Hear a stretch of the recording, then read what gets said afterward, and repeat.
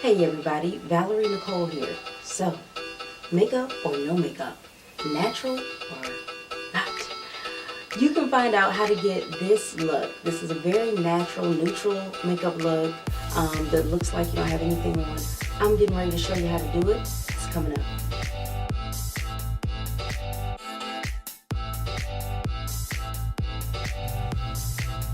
Alright, so let's begin. As you can see, I have absolutely nothing on my face. It has just been freshly cleansed. I'm going to start with the skin, the face. This is really important. If you want to have a natural look and try to get as even of a skin tone as possible, I'm going to start off with a pore eraser.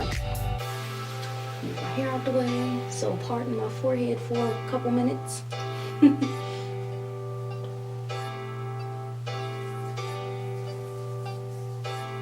And what the pore eraser does is give you the appearance of much smaller pores. I tend to have larger pores around the cheeks. This is also really great for people like me that has oily skin. It kind of mattifies the face and removes the shine so that you can get a more matte look. So now I'm going to use my favorite BB cream. This is a nice caramel color. Good thing about BB cream for somebody who's never done any foundations or anything at all is that they're really sheer. And as you can see, unlike some heavy foundations, this didn't change my skin tone at all. It blends right in with mine so that I don't feel like I have makeup on. And I like BB creams because they're so lightweight. It's just like putting on a moisturizer. Still looks natural. It's just a more finished look. It's just more even. One thing I would suggest is when you're picking out a foundation and when you do your makeup, that you do it in as close to sunlight type of lighting as possible, because when you go out in the open, you're on a date or something like that, you want to make sure that you don't look washed out and all that weird stuff. So always make sure that if you don't apply your makeup in sunlight, that you at least check your makeup in sunlight. Okay, so now that that's done, I like to take a nice loose powder that is a little bit lighter than what I've used for concealer, and I'm going to apply that in some kind of odd places, but you're going to see why in a minute. So I'm going to take the triangular foundation sponge and just press it into the powder. I'm going to put it directly up under my eye, like underneath my lashes even.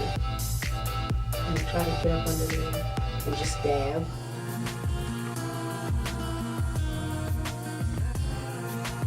And I'm also going to do this around my lips. And I have what I like to call powdered donut mouth.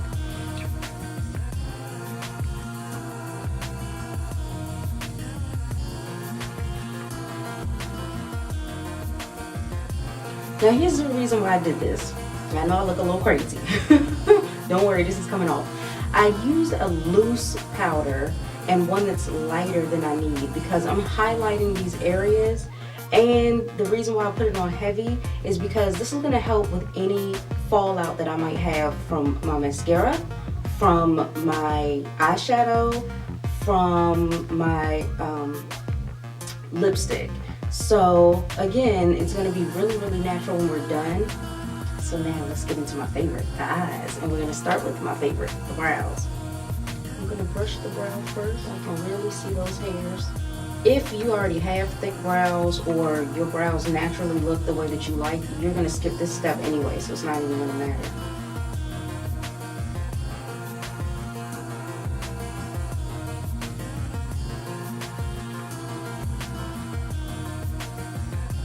Okay, so right now I just kind of filled it in lightly, and I'm going to go back over it and really give it definition without making it look too made up, because we're trying to go for a natural look. And just fill in where I have some sparse brows, and then give definition where I need to.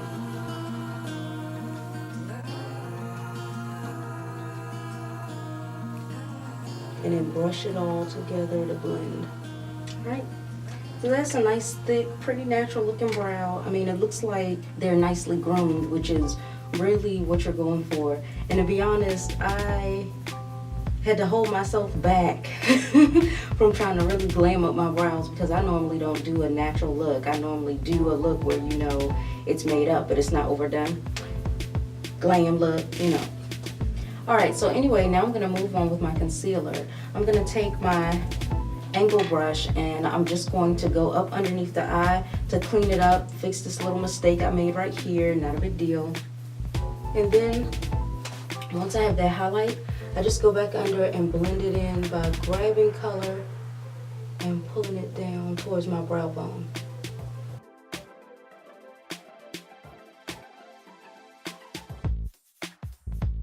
And this is really good for in between eyebrow waxings anyway.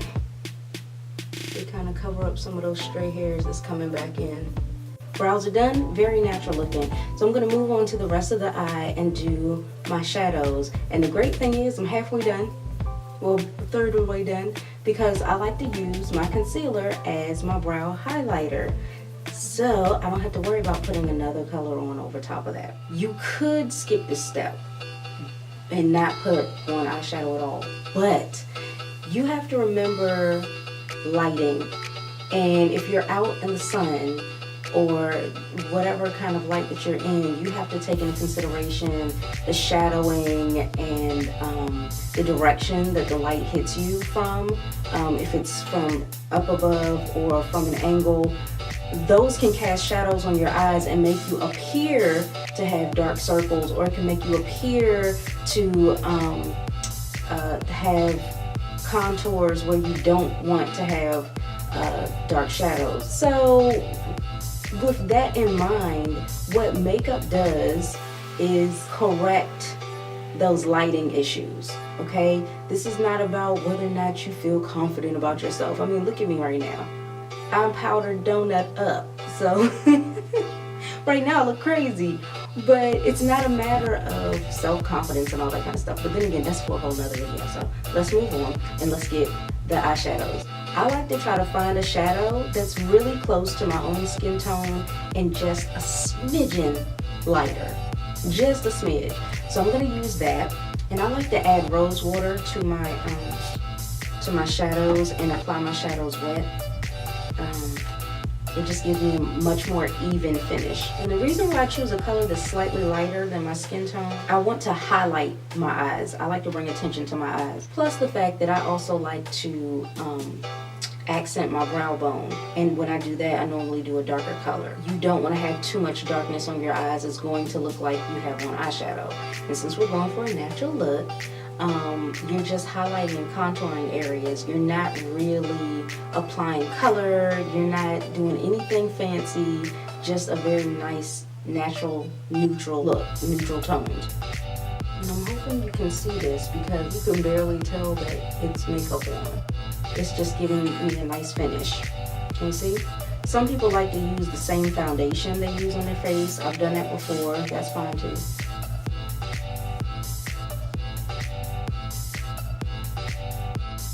So now I'm going to move on to the accent color for my brow bone. And it's actually the same shadow that I use for my eyebrow. Naturally, when the light hits your face, you're going to have a cast of shadow there. So you don't want to take away from that. You don't want to look washed out with this light highlight plus the light color on the lid. So you're bringing dimension back to the eyes and to your face. Okay. So I tap that in. Let me take the other side. Tap that in as well. Right in my bone. Some people like to create a crease. You could do that too. But again, I'm doing a natural look, so I'm just following the way that my face is made. Okay. So now once I've done that, I'm just going to take an accent brush and I'm going to blend everything together. So natural.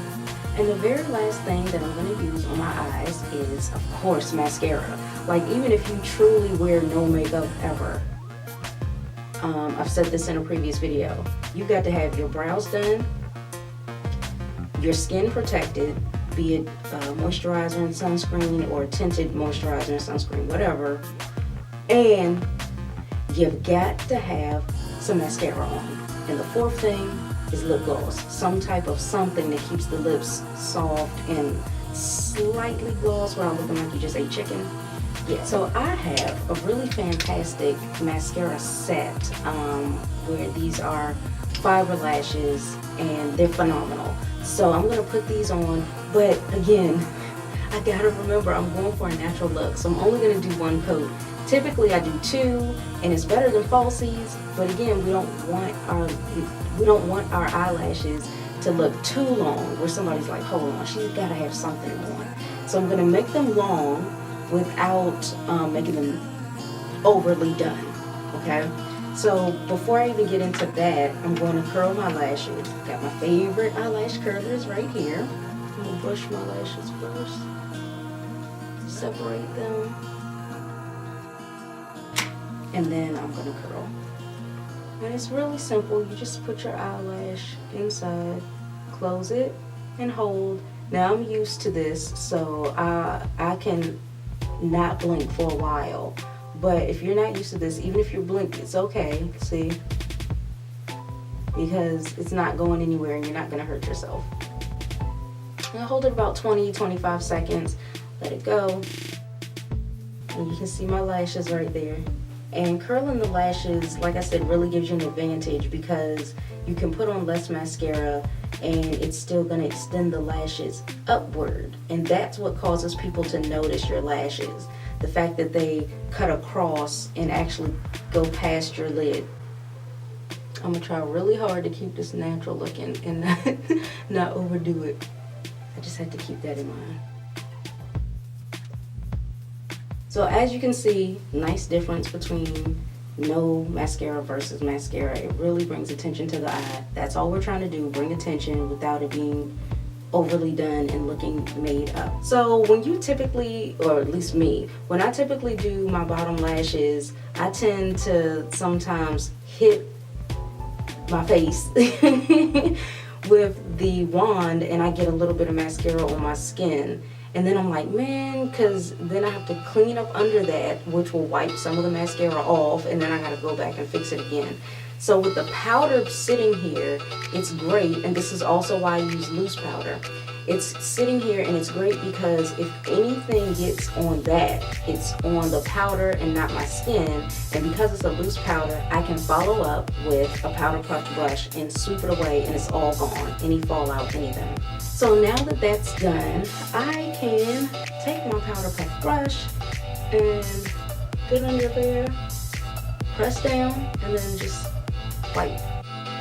And what this did was left behind a really great highlight underneath my eye and keep my lashes looking awesome. And if you still see a little bit of powder, that's where this comes back in, only this time we use the other end and you just get up under there with the corner of your sponge.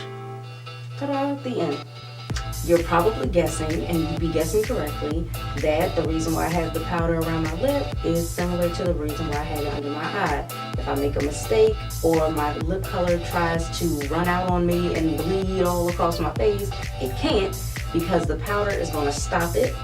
And if I make any mistakes on my lip, the powder's here for me to erase it with that powder puff brush once I'm all done. When I apply my lip pencil, I'm going to follow the shape of my lip.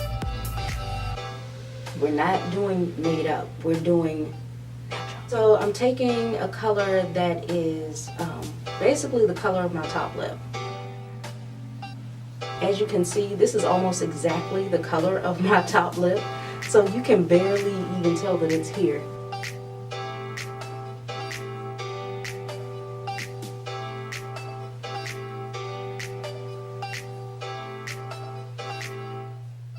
Some people like to overdraw their lips to make their lips appear fuller. Again, that's great for like photos and people that are going to be a distance away from you. But people that are going to be close up are going to be like, yo, that's overdrawn, dog. That's made up. And we're going for natural today. And then what I'm going to do for people that don't like the weird lip color and all that kind of stuff, I'm just going to use a nice lip bonbon. Yeah, lip balm on, it's really great. So now that I've got that on, I'm gonna apply my lip color. I love this lipstick because it has shea butter as one of its main ingredients. It goes on smooth, so I'm basically gonna apply in the center. This is a nice matte look without looking dry. So now I'm gonna remove the powder. I'll hold my lips in like this. There you go. Goodbye. So now, not only do I have no mistakes on my lip, but I have a nice natural looking highlight there and an oil absorbing powder. So when I'm out in the sun, I don't have to worry about getting too oily and too shiny. Everything looks nice and natural and cute. I love wearing blush, but I really want to steer clear of that with my natural look. It depends on your skin tone and it depends on how often you naturally blush. For this look, I wouldn't really do it. I would rather have my skin look totally smooth and clear and even. So now that I'm done, I'm just gonna touch up my hair to look like how I would normally wear it. Okay. And we're basically done. This is a nice natural look. I've got the natural hair look going and I've got the natural makeup look going. And when you take pictures, it's gonna look like you have no makeup on at all. When somebody's close up to you, they'll have to look really, really hard to see if you have any makeup on. When you take your selfies, this is gonna look totally natural. Can't go wrong with this. You really can't go wrong with this look. So if you are the type of person who normally never wears makeup, give this look a try and compare. Take a picture of you before you put your makeup on and then take a picture after and see if you don't still look like you, but a little bit more enhanced without having to get all the fancy photography lighting. If this has helped you out, please make sure that you leave a comment and make sure that you share this video. And if you're interested in any of the products that I've used today, just, send me a quick comment or you can message me on Facebook. I'll have all that information in my description box and I will send you a VIP link to the makeup that I like to use. Thank you so much for watching and I will see you guys again soon.